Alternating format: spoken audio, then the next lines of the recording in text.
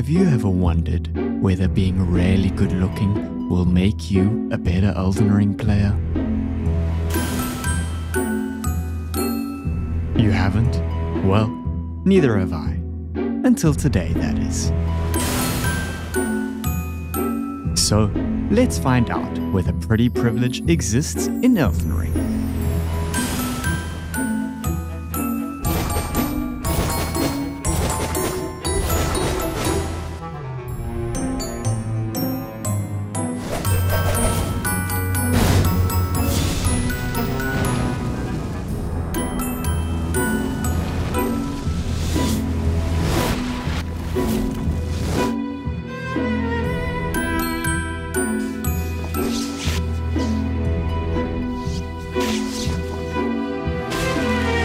I start today's run with my spicy character preset, who I've decided to name Megara.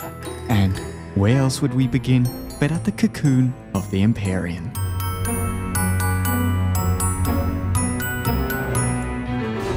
The basis of this run is quite simple.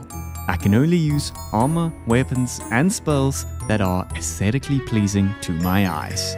So, without further ado, let's go, baby.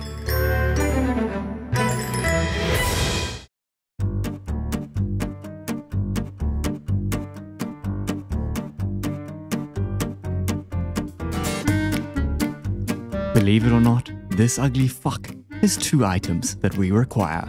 I mean, talk about irony. However, fighting him without weaponry is suicide. But we'll most definitely be back for you, kind sir. For now, we take a short trip to the Scorched Ruins to pick up the Blade of Mercy, which is solid for any build that stance breaks enemies. Then, across the Elac Great Bridge to Castle Ensis, up this tower where we can pick up a light greatsword. After all, there's nothing more beautiful than my lady. Seriously though, let's take a closer look at this bad boy and you'll see just how detailed and spectacular the design of it is. Bellissimo. Of course, there is one thing more beautiful than my lady, and that's my lady with her wings outstretched. Yup, wing stance is awesome.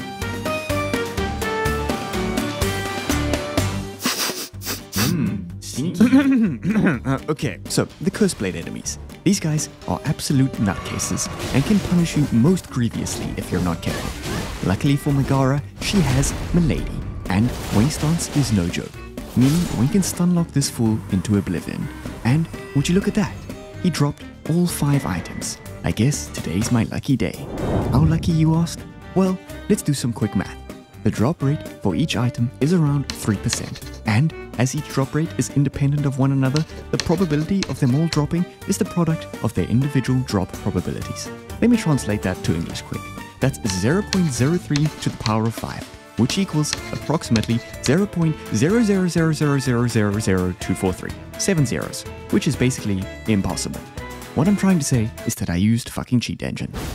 Anyway, the reason we killed the Curseblade was for the Ascetic's loincloth and the Curseblade Cirques, which both have a sort of dark beauty to them, especially when you add a completely pointless mod that turns the loincloth black. Let me know which one you prefer in the comments.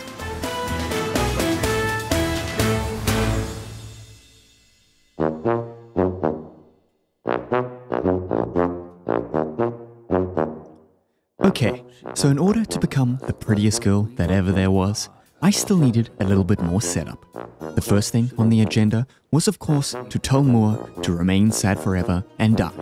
Not because it was necessary, but pretty girls can be mean sometimes. Sad forever. We then make our way through Ballarat, the tower settlement, making sure to stop off for some beauty sleep along the way before we arrive at this courtyard and get invaded by a Fire Knight Queeline, or as I like to call them, Queeline Pie. I mean, dang, look at that haircut. Anywho, by using Deadly Dance on the Curseblades, we were able to make short work of Queeline Pie. Deadly Dance may look good in these examples, but it's actually pretty bad. More on that later though. Then, it's back towards the castle front side of Grace and taking the back route around Ensis. My goodness, this view of the jagged peak sure is spectacular, isn't it? Then, towards the Fort of Reprimand, and instead of skipping it entirely, we drop down below to annihilate this Omen killer.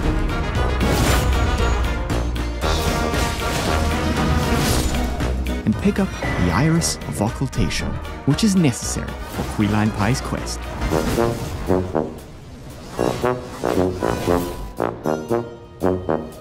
Now in Scadualtus, we barrel straight for the church outside Shadow Keep, where we can once again annihilate Key Lime Pie. Good day to you, sir. But this time with Milady. Now, we actually have to use the back entrance of Shadow Keep. So instead of fighting the stupid hippo, we double back through Bonnie Village, round the outside, and arrive at the church district. Here, we drop through the hall and using the key from Queeline, unlock the door and find him at his final resting place. Graceless heathen, he did not evade the flame of Mesmer. We trade in the Iris for his absolutely exquisite heavy thrusting sword. Wow, what a beautifully designed blade this is. Not to mention insanely viable and powerful. And speaking of evading the flame of Mesmer, you already know who's waiting for us at the end of the Shadow Keep.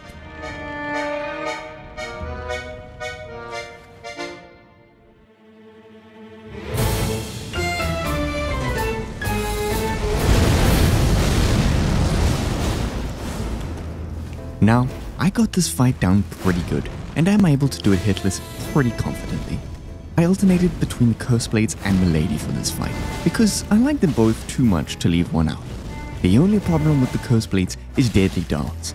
I thought you might be able to avoid some attacks, like you can with Wing Stance, by jumping over them, but it's just not the case.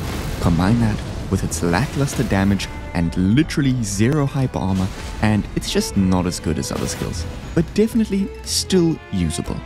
Anyway, for now, enjoy the rest of the fight with the Impaler himself.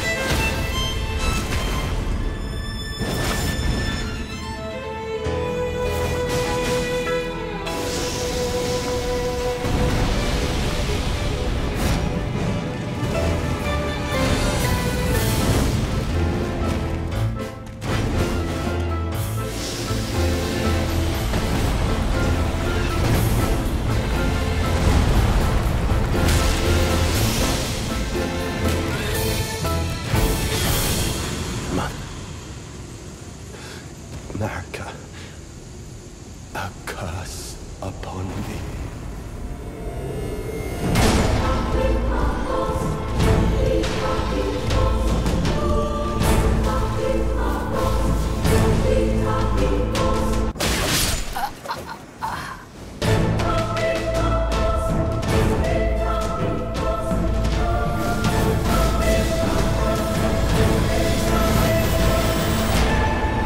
After traversing through the beautiful, ancient ruins of Rawa, we can pick up the most beautiful item in the game, the Talisman of all Crucibles. Well, the symbol is actually pretty ugly, but there is nothing more beautiful than receiving backstepping iframes. Seriously, backstepping is OP as hell, and you should really give it a try if you haven't already. Now, Romana actually has 2 items that we need to continue with our beauty quest. She happens to have a large weakness to fire damage, so we slap Flame Skewer onto our big sword and go to town. This fight also has some insane windows for damage whilst using Wing Stance on Milady. When you see the centipede swiping from the right side to the left, you can always follow up the initial swipe with a jump from Wing Stance. But perhaps the most insanely cinematic window comes during her signature move, Ramana's Purification. As she's about to swing down on you, you can initiate Wing Stance and not only jump over her attack, but smack her in the face, in the air at the same time. Now you can't see it here because my HUD is off, but I tested it off camera and it hits her pretty much every time. It made me wonder if you could stagger her mid-flight, because wing stance does a lot of stance damage, but I couldn't quite manage to make it work unfortunately, but that would have been amazing. Anyway, this is a really great spectacle of a fight for my beauty queen.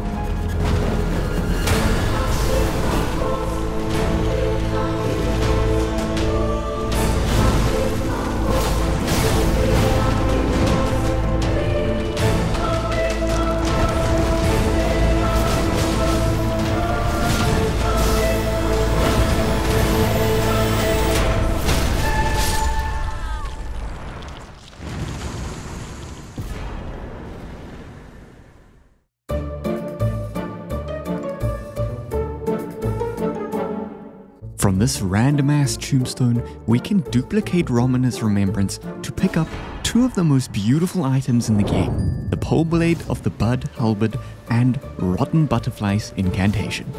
Now, I really wish the pole blade was better than it is, because it's one of the coolest looking weapons in the game, but Romina's purification just doesn't do quite enough damage nor build up enough rot for it to be considered strong. Rotten Butterflies, on the other hand, is really good, and I mean really good.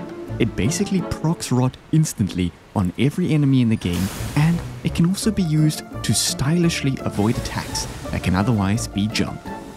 Also, is it just me, or does FromSoft really like the theme of beauty and decay? Rot seems to always be either associated with pretty butterflies or flowers. Speaking of pretty flowers, FromSoft cooked super hard with the aesthetics of the Cerulean Coast. My goodness, this place looks insane and is an appropriate area for us to pick up the best looking drip that Megara could ever acquire. By dropping down a hole and arriving at this lonely island, we come up against the Dancer of Renar. This NPC is god-awful and has some of the most insane input reading I've ever seen. Inputting literally any form of attack will have her backstepping instantly. Crazy. Luckily, the absurd length of Queline's greatsword is perfect for catching out all of her backstepping attacks, and she ends up being no problem whatsoever.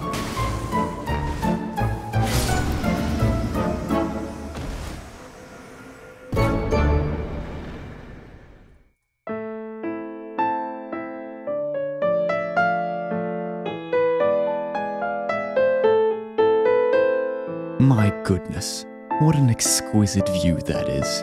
And I ain't talking about the landscape. With our dancer's dress, is there really a better fight to do than the divine beast dancing lion? No, there isn't. This fight has grown on me quite a lot and is the perfect spectacle for our pretty lady. I learned from Ongba that there's an absolutely perfect window for Romina's purification in this fight. After he finishes this initial combo, followed by a single 360 attack. Works every time, and both portions of the attack hit. Then, after proccing Rot, we swap to Queline Pie's sword, as the dancing lion has a severe fire weakness, and I'll let you see how the rest of it plays out.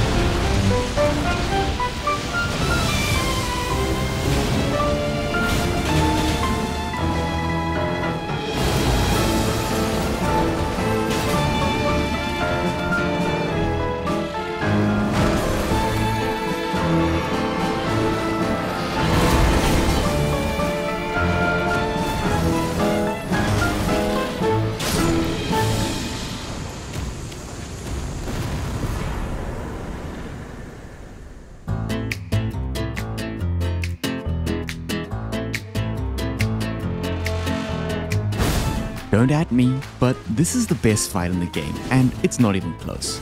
The sheer pace and seamless flow of this fight makes it at least the best mechanical fight in the game, for me.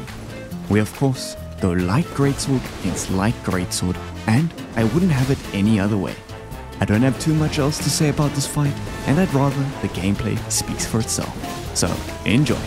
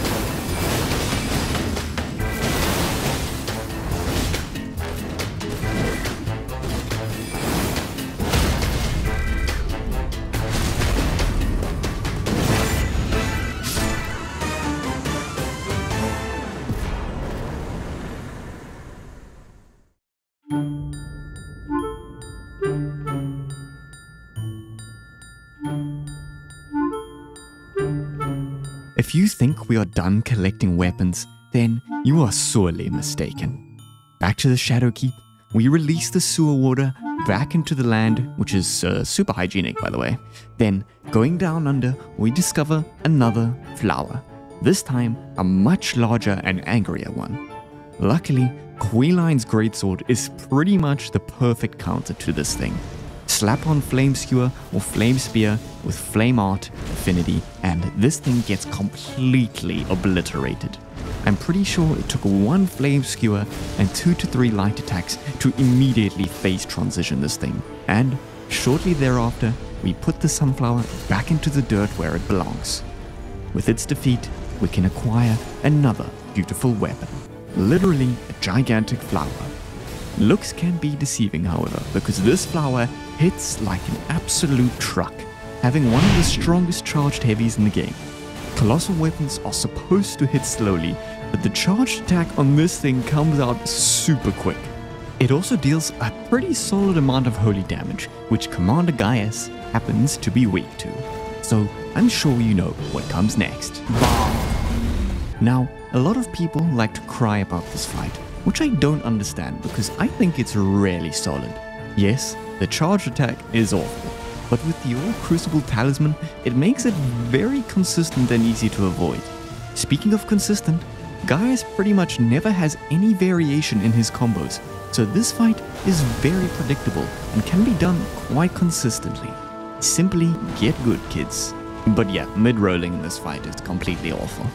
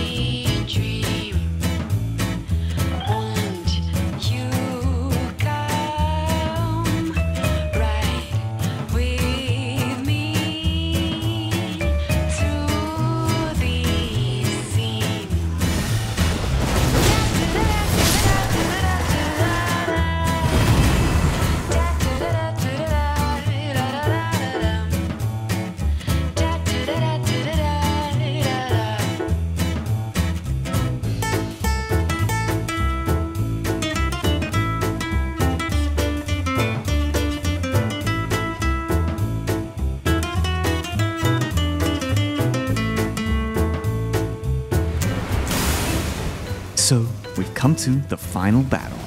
You're probably wondering why it's Melania and not Radahn, and the reason is quite simple. Radahn is ugly and a terrible fight, whilst Melania is terrifyingly beautiful and is a great fight. We of course opt to go with my main girl Milady for this fight, as Melania just cannot handle the constant pressure that this bad girl can put her under. I hope you guys enjoyed the video. Make sure to drop a like if you did. Also, before I get spammed for my character presets, I posted them at the end of one of my previous videos, so you're just gonna go have to check those out if you wanna have a look-see. Until next time, guys.